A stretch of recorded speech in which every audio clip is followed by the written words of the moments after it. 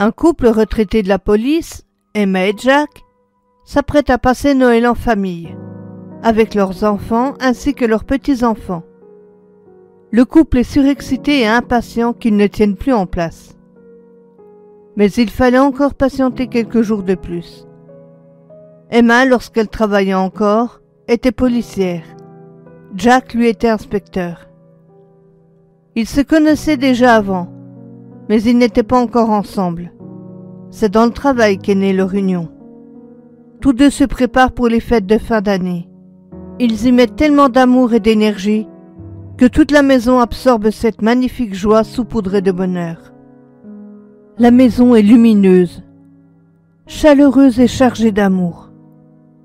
Et puis le jour tant attendu arrive enfin. Cathy et John, les enfants d'Emma et Jack, les appellent au téléphone pour leur dire que de leur côté tout était fin prêt pour le départ. Les petits-enfants, ne tenant plus en place, trop impatients de revoir leurs grands-parents, elles leur montraient leur nouvelle tenue pour l'occasion. Le matin, Emma et Jack étaient passés voir leurs anciens collègues. Ils le faisaient souvent. Ces moments-là étaient chargés de bienveillance, d'humour et de blagues entre amis. Même le capitaine était à chaque fois heureux de les revoir. Ils reprirent le chemin du retour pour terminer les préparatifs de Noël, qui se passent dans la joie et la bonne humeur.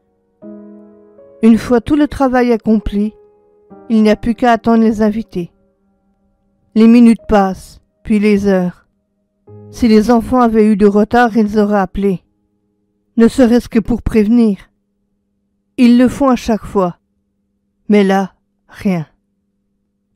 Une légère inquiétude envahit Emma, qu'elle essaie de balayer de ses pensées, sans y parvenir.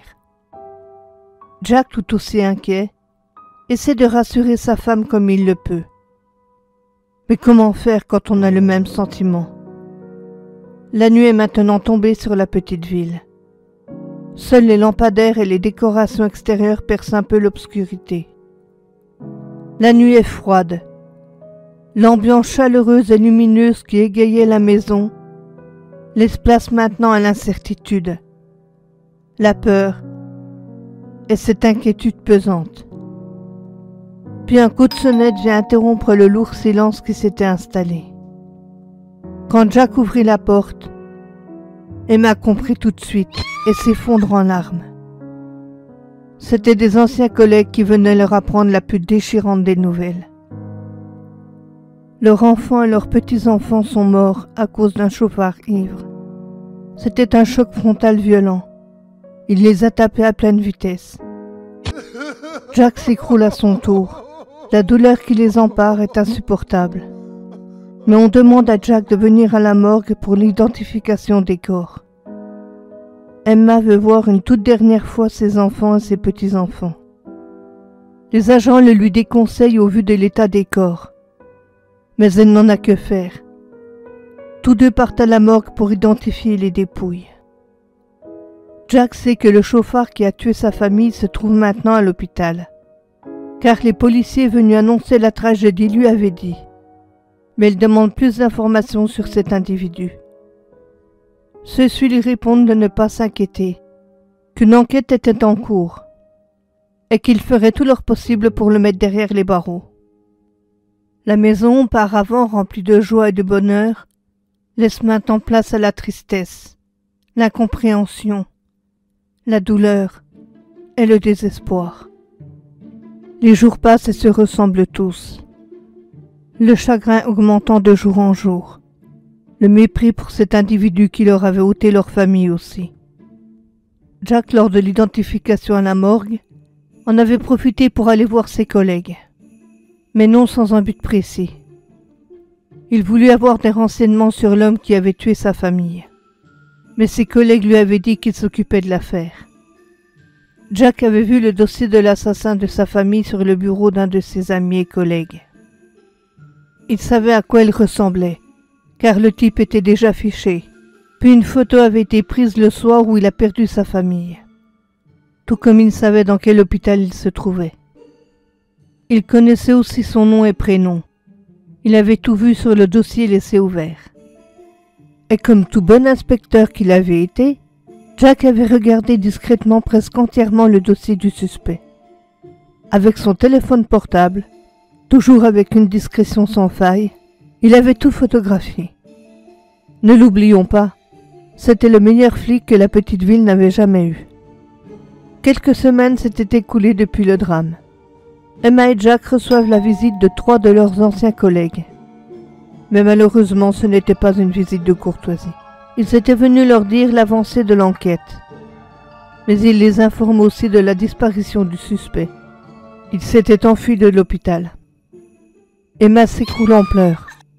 Jack la soutient comme il peut. Lui aussi fut choqué d'apprendre cette mauvaise nouvelle. D'autant plus qu'elle fait qu'accroître son envie de vengeance. L'état d'Emma cesse de s'aggraver. Elle souffre d'une profonde dépression. Le médecin lui prescrit un traitement, mais visiblement ça n'a pas l'air de bien fonctionner. Quelque temps plus tard, il semblerait que le traitement porta ses fruits. Emma donnait l'impression d'aller un peu mieux. Un jour, elle demanda à Jack d'aller lui chercher du lait et des œufs pour faire un gâteau, ainsi qu'un bon chocolat chaud. Elle semblait beaucoup mieux ces derniers temps. Elle s'était même remise à faire de la pâtisserie, ce qu'elle adorait faire. Quand celui-ci rentre, il trouva Emma pendue à la poutre du salon. En fait, sa dépression était toujours aussi forte, mais elle avait calculé le jour de la fin de son calvaire, donnant ainsi l'impression d'aller mieux. Mais il n'en était rien. En fait, si, elle allait légèrement mieux, car elle savait qu'elle allait bientôt en finir avec cette vie qu'elle ne supportait plus. Pour elle, elle allait enfin rejoindre sa famille, ce qui la rassurait profondément. Quand Jack vit sa femme, il appela vite les secours, ainsi que la police. Elle avait laissé une lettre s'excusant pour la douleur qu'elle allait occasionner, mais qu'elle ne pouvait en supporter davantage. Pour l'enterrement, tout le monde était mal à l'aise. L'air était empreint de tristesse et de douleur. Les anciens collègues, familles et proches se relayaient pour présenter leurs condoléances à Jack, qui à chaque fois les remerciait chaleureusement. Une fois rentré à la maison, Jack fut pris d'une rage incontrôlée pour cet homme qui lui avait déjà pris sa famille. Et maintenant, sa femme. Non, il ne put l'accepter. Ayant le dossier du type, Jack avait commencé à le suivre discrètement. Il était au courant des moindres faits et gestes de la famille. Il les traquait déjà avant la mort d'Emma. L'homme faisait attention car il avait un mandat d'arrêt pour les meurtres de la famille de Jack, ainsi qu'obstruction à la justice en ayant fui l'hôpital. D'ailleurs, lui et sa famille avaient décidé de quitter le pays pour éviter la prison. Tout était presque prêt. Ça devait se faire de nuit. Seule la famille de l'assassin était au courant. Mais Jack le savait aussi. Et c'était prévu pour ce soir. À la nuit tombée, le tueur et sa famille commencent à se préparer à partir.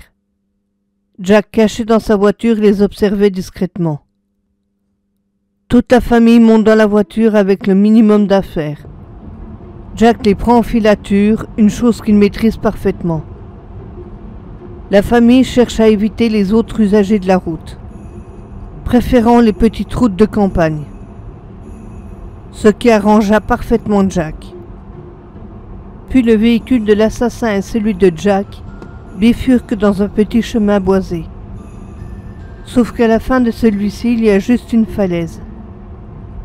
Peut-être voulait-il faire une pause tranquille à l'abri des regards. Il semblerait que oui. Jack les suivait toujours mais avait éteint ses phares. Puis il s'arrêta, faisant les quelques mètres qui le séparaient de la famille à pied pour ne pas attirer l'attention. Jack, arme en main, appelle par le nom et prénom le tueur. Il lui remémore les faits, lui disant que le jour de l'accident, il avait tué toute sa famille.